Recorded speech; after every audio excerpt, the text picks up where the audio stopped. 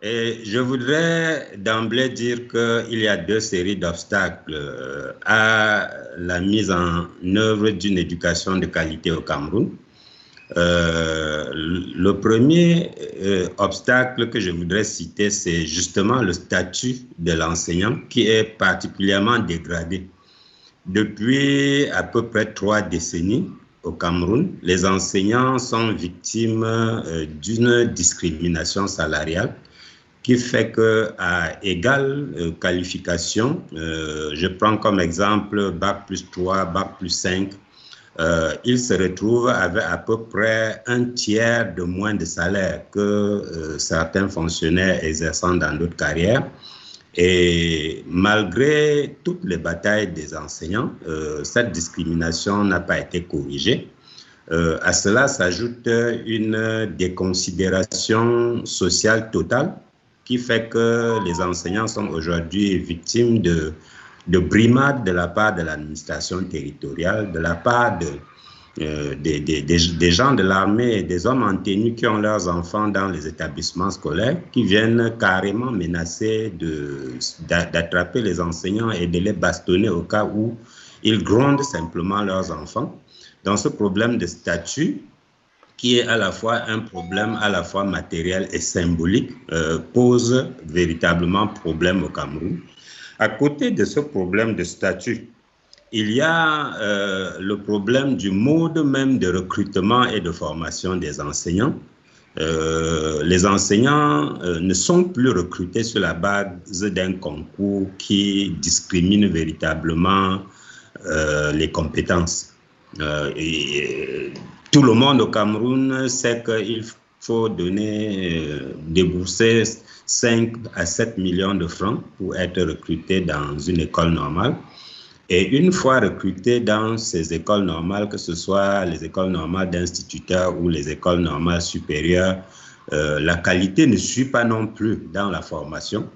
Et à la sortie, on retrouve des jeunes enseignants qui sont quasiment démunis lorsqu'ils débarquent dans les établissements scolaires, dans les écoles. En troisième lieu, je voudrais pointer du doigt la pénurie même qui frappe de plein fouet le corps d'enseignants. Les causes de cette pénurie sont nombreuses. Je voudrais en citer deux. La première cause de la pénurie, c'est que sur les instructions des institutions de Bretton Woods, les écoles normales ne recrutent presque plus. On a des écoles normales qui recrutent 3-4 étudiants par filière par an, et donc les remplacements ne se font plus. La deuxième cause, c'est l'évasion des enseignants qui trouvent leur statut tellement peu compétitif par rapport à d'autres secteurs que quand ils le peuvent, ils quittent simplement pour rejoindre d'autres ministères. Et depuis peu, la filière de l'exil est devenue la filière préférée. Un très grand nombre d'enseignants camerounais sont en train d'émigrer vers le Canada. C'est devenu une crise nationale au point qu'on a dû mettre des barrières dans les aéroports pour empêcher les enseignants de voyager, même quand ils ont des visas pour ce faire. Je vais pointer en dernier lieu la dérégulation même du secteur privé, qui fait que le tiers des enfants camerounais qui sont pris en charge par l'enseignement privé n'est pas mieux traité, parce que dans ce secteur-là, les promoteurs de l'enseignement privé font ce qu'ils veulent. Ils payent quand ils veulent. Il n'y a aucune stabilité de l'emploi, etc. Donc, voilà le premier groupe de facteurs qui font qu'il est difficile d'implémenter au Cameroun une éducation publique de qualité. Le deuxième groupe de facteurs concerne l'état même du système éducatif qui n'a pas fait l'objet d'une réforme sérieuse depuis près de 3 décennies. Les derniers états généraux de l'éducation au Cameroun datent de 1995 et le monde a beaucoup changé depuis cette époque-là. Les syndicats se battent depuis 2012 pour l'organisation de nouveaux états généraux de l'éducation. et le gouvernement promet, signature à l'appui, d'organiser ces États depuis 2016, mais ne fait rien du tout. Et du coup, on a un système éducatif qui souffre de plusieurs maux. D'abord, les contenus sont dépassés, en déphasage avec l'évolution du monde. Ensuite, il y a un sous-financement chronique du système éducatif qui fait que même les petites réformes qu'on arrive à faire pour avancer, on n'arrive pas à les mettre en œuvre parce que ces réformes ne sont pas accompagnées de financements appropriés. Et donc, voilà, globalement saisi, quelques-unes des causes principales qui font qu'aujourd'hui, il est très difficile de mettre en œuvre une éducation de qualité dans le secteur public camerounais. La décentralisation avait été conçue pour apporter une solution à pas mal de crises, y compris la crise du système éducatif. Sa mise en œuvre de façon incrémentale a montré des limites parce que la première mise en œuvre a été de confier l'école primaire aux collectivités territoriales décentralisées. Et depuis que cette réforme est appliquée, ça n'a pas du tout amélioré la gestion et la gouvernance de ce segment de l'éducation.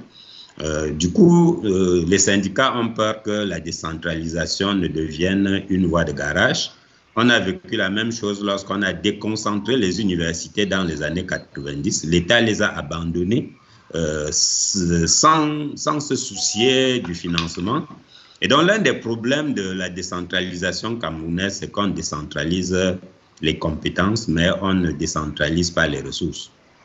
Et donc, du coup, cela équivaut à une façon pour l'État central de se débarrasser des charges et de garder les finances. Donc pour nous, ce n'est pas en l'état actuel une véritable solution. Aussi, les syndicats pensent qu'il faut remettre à plat l'ensemble du système éducatif dans un cadre qui n'est pas seulement administratif, parce que les réformes qui se font depuis 2-3 décennies sont des réformes qui se font dans l'entre-soi administratif. Les administrateurs se retrouvent entre eux et concoctent des réformes. Ils se soucient ni du point de vue des parents, ni du point de vue des enseignants, ni du point de vue des politiques. Et ces réformes sont mal acceptées, mal financées et ne passent pas. Donc, les syndicats pensent qu'il faut des états généraux parce que les états généraux auront un pouvoir politique à la fois d'inscrire les réformes dans la stratégie globale de l'État, mais en même temps dans l'acceptation de toutes les parties prenantes du pays.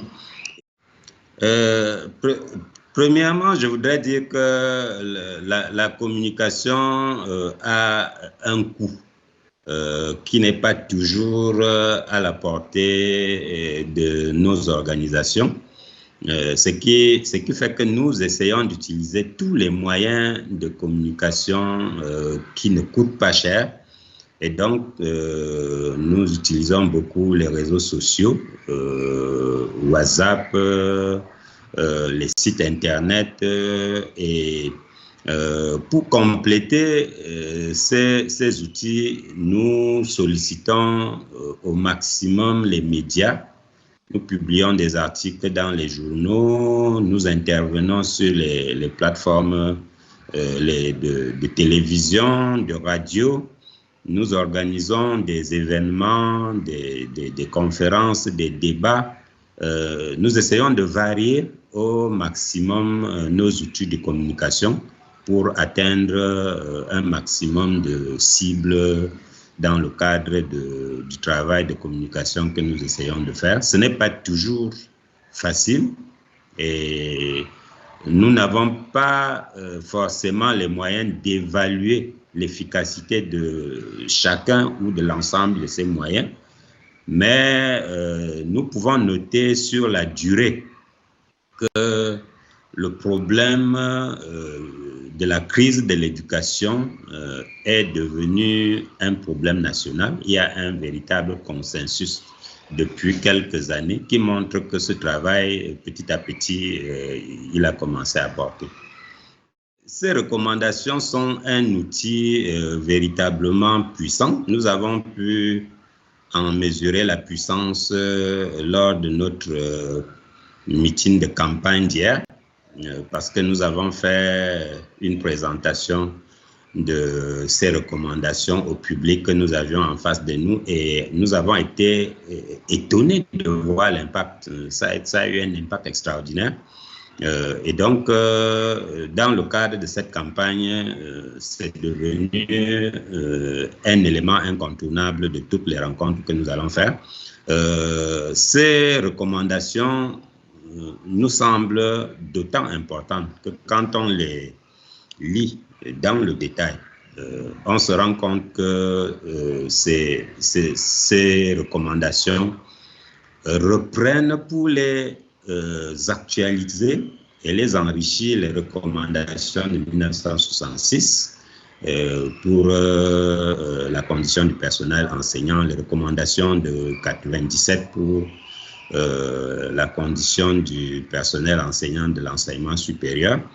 Et on a en plus l'agréable surprise de constater que ces recommandations prennent en compte l'irruption de la technologie dans l'éducation par le bon bout, il nous semble, parce que notre crainte majeure face à l'intelligence artificielle et à la technologie, c'était de voir progressivement l'enseignant relégué au rôle d'auxiliaire de la technologie et en insistant sur le fait que l'utilisation de la technologie doit premièrement requérir le point de vue des enseignants, des pédagogues et mettre un accent sur le côté humaniste de l'enseignement. Je pense que c'est